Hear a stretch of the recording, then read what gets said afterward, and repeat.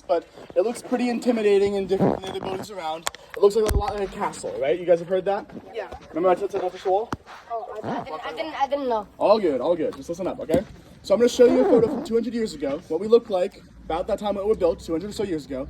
It's going to look similar to what you see nowadays too, but there's going to be some big differences. So, given what you saw today and given what we see now, you can see what we mean when I say it looks like a castle, right, on the outside? Oh, dang. What here makes it look like a castle to you? What do you think? The windows. The windows. And like the pillars. Yeah.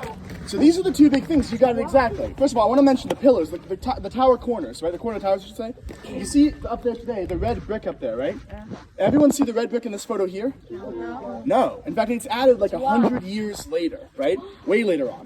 Those windows you mentioned as well, it's like an archer could shoot arrows down from. You see the thin windows in the front, right? Everyone saw them on the outside today, yeah? Yeah, but Did you see them on the inside? No. Look up here, not at all, right? So the outside of this building, it looks like that castle, it's all a facade. It's all fake. It's decoration. So the architect, his name's John Haviland. He's hired by this committee of people called the Philadelphia Society for alleviating the miseries of public prisons. And he argues with them for years about the outside looking like this because it's going to be expensive to do that. But he really cares about it looking like a like a really unwelcoming, scary castle. Why do you think he wants this place to look so unwelcoming on the outside? What's up? What do you think? So, people don't want to stay there?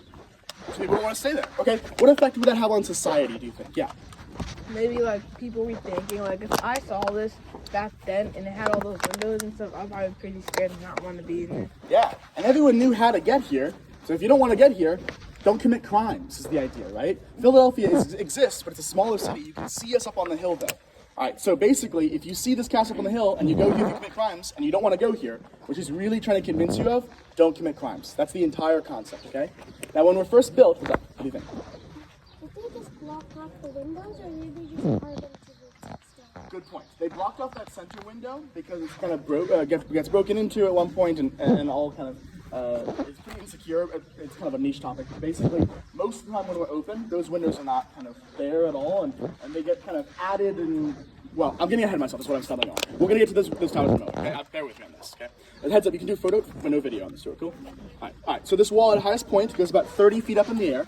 Originally, we have 7 saw blocks, although they add stuff certainly.